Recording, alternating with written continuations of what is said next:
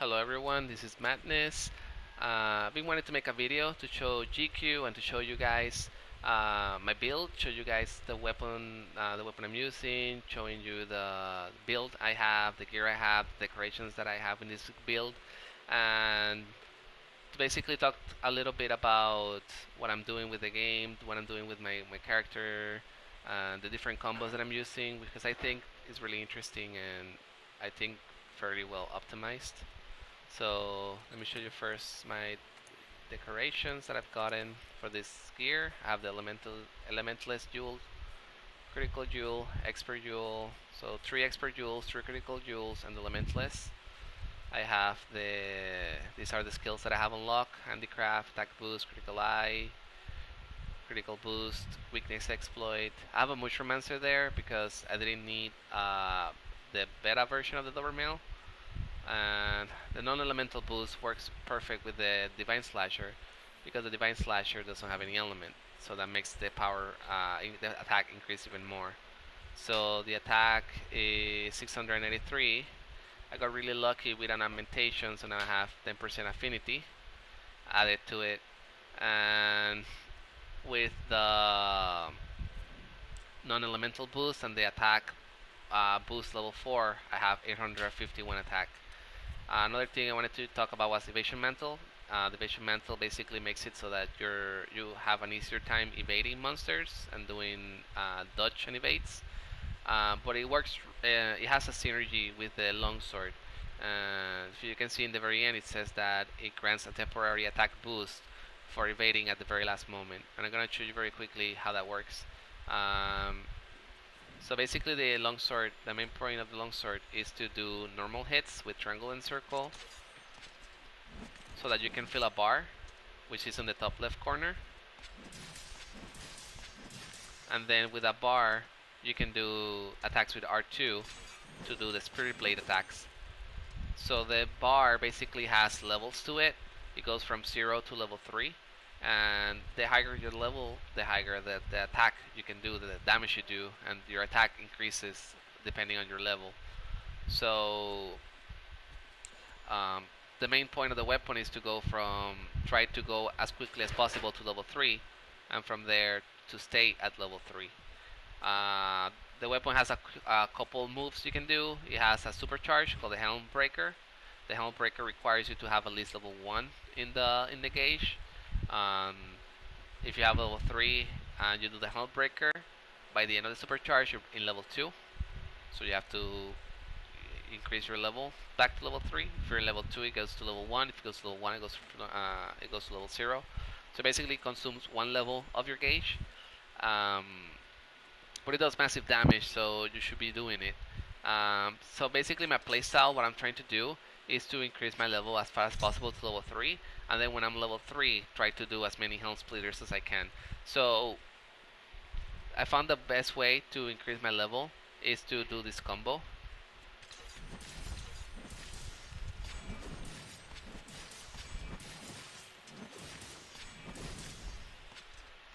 So normally when players use the longsword, they try to land normal hits until they have enough bar, and then they just press R2, R2, R2, R2 to do the round slash.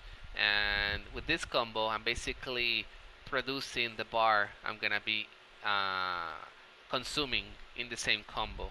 So I just land a hit and basically consume it as I land hits, and so I throw my attack with triangle. I do a fade slash, R2, circle, R2, R2. And it's like almost really precise, almost exact, and that's great. So another thing is the Helm Splitter. So the Helm Splitter looks like this.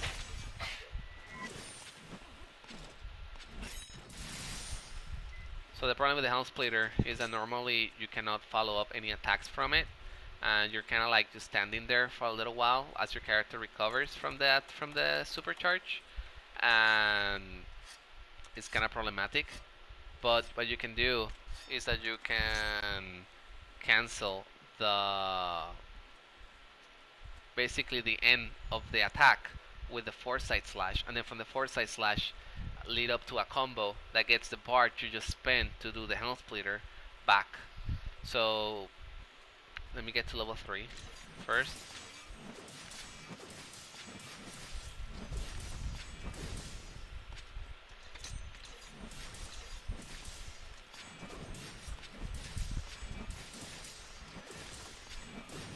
Alright, now I'm gonna be doing the supercharge.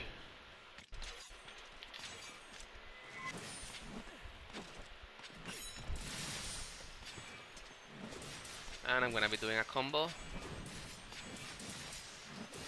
that ends with a round slash that gets me back to the level that I just got, that I just spent for the supercharge. So what I'm trying to do is basically get to level 3 and then do this,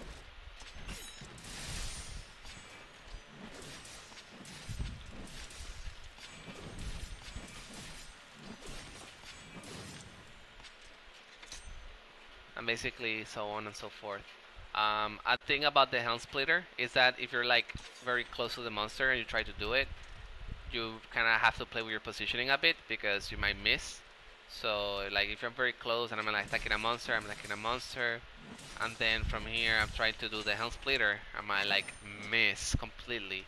So you might want to do it like this so that you can make an opening for the attack. So you might be attacking and then do a foresight slash, and from there cancel into the supercharge.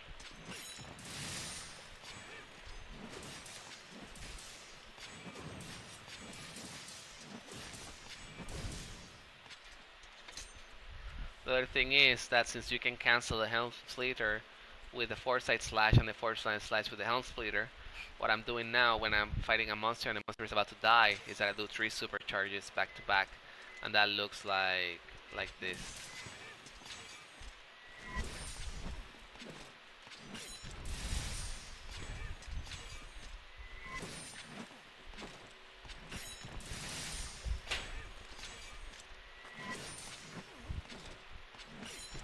And then the last one, I just try to recover some bar if the monster is still alive, so I can recuperate and get ready for when he gets up.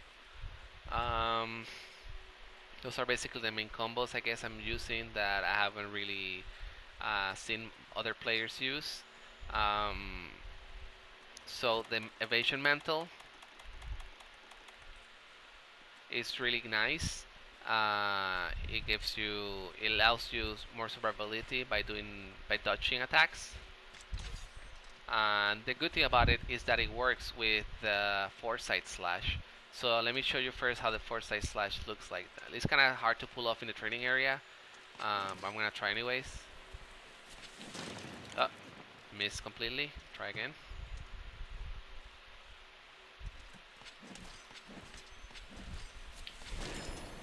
You see how my character had like a blue and white glow?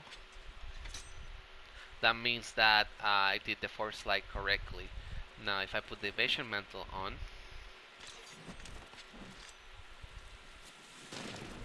oops.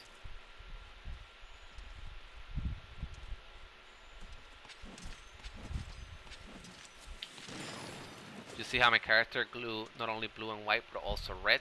That's because I get an attack buff when I do that. When I do in the foresight slash while wearing the thing. So let me first increase my level.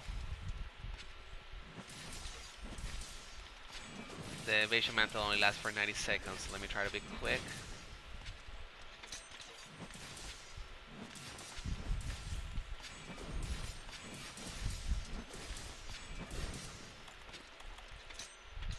Let me sharpen my weapons screen.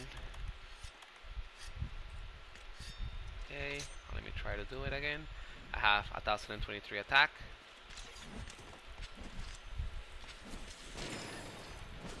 A 1686 and then 100,097, and it stays like that for a couple seconds at 1297.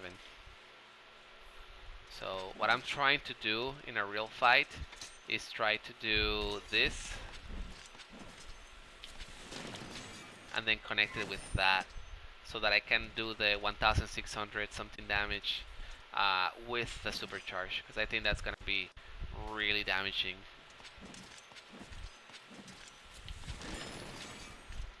Something like that, but obviously in a real fight. Lastly, I guess I'll talk a little bit about sliding. The new game, Monster Hunter World, has a sliding mechanic where you go down a ramp.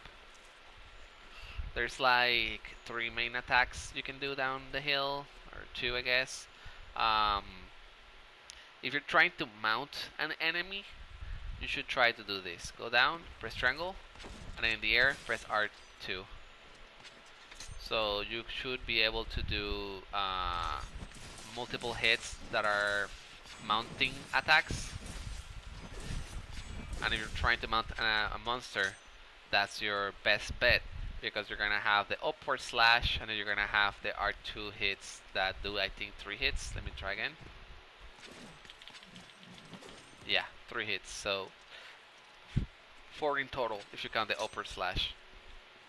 If you're just trying to go down the hill and increase your level, you should then just do R2 R2, and it looks like this.